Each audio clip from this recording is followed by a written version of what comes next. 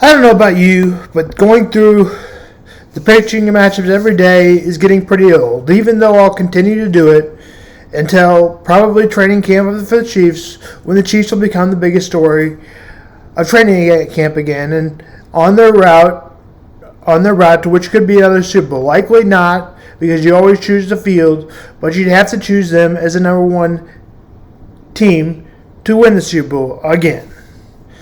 So let's start with Major League Baseball, and this time we're going to go over the assessment for the Royals hitting, and then tomorrow we'll hope to do one for the assessment for the pitching. We have met the All-Star break pretty much. It will pass by today, and the teams will be off for the All-Star break. It actually is more than halfway through. The MLB Draft begins today. I don't know anything about baseball draft. I know little when it comes to football. I know more when it comes to... What are you doing? I know more when it comes to football. I know more than the average fan, but I'm certainly not an expert. I probably don't know about 15 times more about the NFL draft than I do the baseball draft, which is nothing. So let's go through the players that the Kansas City Royals could draft first. Braden Taylor is at the top of the list. After 2 seasons in the SEC, Braden Taylor is favorite among most teams if he's going to be available. He could go later, but this time I hope the Royals pick him. Blake Mitchell is another player. He's drafted to go 7 to 10. Noble Meyer, high school player, and then pitcher, right-hander Riot Loader. Although I'm not a fan of the Royals drafting a right-handed pitcher, or any pitcher, a matter of fact, because the Royals haven't been able to develop one. Another player is Andrew Walters out of the pitching, but really, I'm tired of the Royals drafting pitching. They haven't had any success for it over the last 10 years of drafting anybody other than maybe Bobby Witt Jr., but in all reality, the Royals don't need to draft another pitcher and do this again.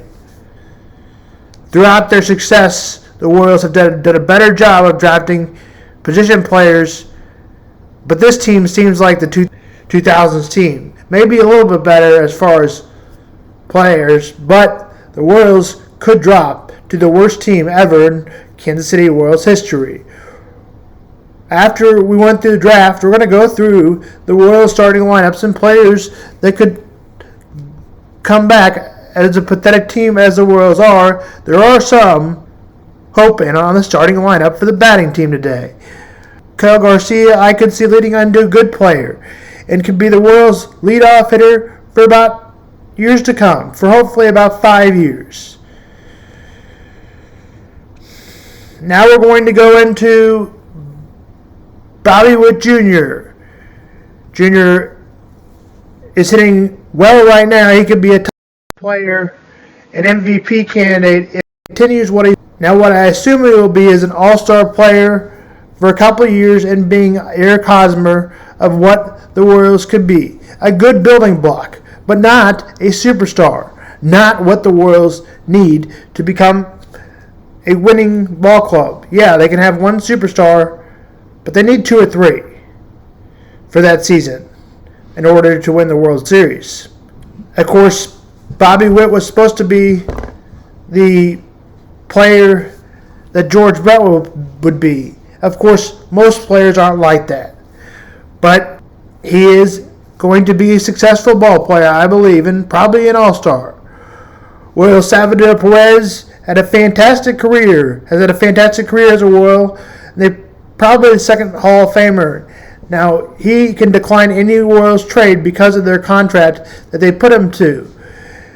Now, if he's a player that he should be and be thankful for the Royals, if they ask him, will trade work, then, and they have the right trade, then he should leave the Kansas City Royals to do right for the organization.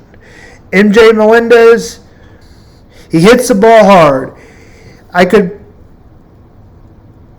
see him as a utility player, but that's what it seems like the best he could be. Maybe a ninth hitter. He's hitting 200 right now. I know he has the most hard hit balls, but eventually, when you lead to out, it looks like you're going to be. It doesn't really matter how hard you hit the ball. Now maybe it does, or over 220 to figure that out. He's at 205. Freddie Freeman could be an average starting catcher, which if the Royals trade him, he could be the catcher for a couple of years. Kyle Isbell, who's hitting 6, is not a major league player. He is much more like a triple-A ball player. Michael Massey, who is hitting 7th, player WAR -6. He can't hit, and he's even a worse fielder. So there's no hope for Michael Massey. Matt Duffy has had a good season when he's played. If the Royals can get anything out of him for a trade, that's good. He's over 30 years old. I think he's 33 is what I looked up. And if he can be a trade part, all the better. But he's probably just what he is. And that is no trade part, and will probably be on a different team next season. Nicky Lopez has seen enough. He has been here for 3 seasons. He probably can't be traded, and is probably a career utility player, if even that. He could be last 4 seasons, and then next year could be his last year. What do the Royals do with him? DFA him? Probably. Now we're going to go into the players that I could see in the lineup for years to come. Miguel Garcia probably got to hit 15 to 20 home runs. Maybe an all-star 1 or 2 years. Bobby Witt Jr., second baseman, more to Eric Hosmer, although he could be what an all-star player is and an MVP candidate if that's his best hitting he is on right now.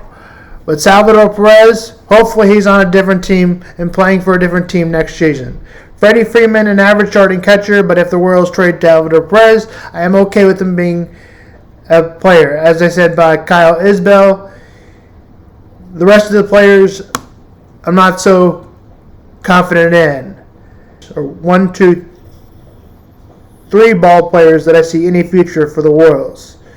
And 4, I'll give you a scenario here from baseball real quick. We'll get into baseball a little bit. But, like, the Royals, if they never have a Hall of Famer retired in their uniform and they're just dinging the guy, they're not, but the Rays, they're never probably going to have a Hall of Famer retire in their uniform. But they're winning. So guess what? If I'm a fan, I want them to win. I don't care about this guy graduating from the Hall of Fame. Great, that's George Brett. But they missed all these other opportunities to be good. Great, they kept Salvi, but they missed all those opportunities to get the players. Great, they ever kept Eric Hosmer for 2 or 3 years, but they missed to get those other players. Does that make sense? Mm-hmm. I don't give a rip about how they're retiring Kansas City. They're a great guy. No, I want winners. I mean, it's great to have good guys, but I want winners. And I don't like when the Royals fans don't boo. They should boo. Be 100%. Make your expectation as thick as at least St. Louis, and then you're going to start winning games. Do I think it's partly the fans' fault that we don't win games? While I think Royals fans are too nice. I mean, fans can only control it so much. But because the Chiefs fans were always more harder on the Chiefs fired people, unlike the Royals fire players, and unlike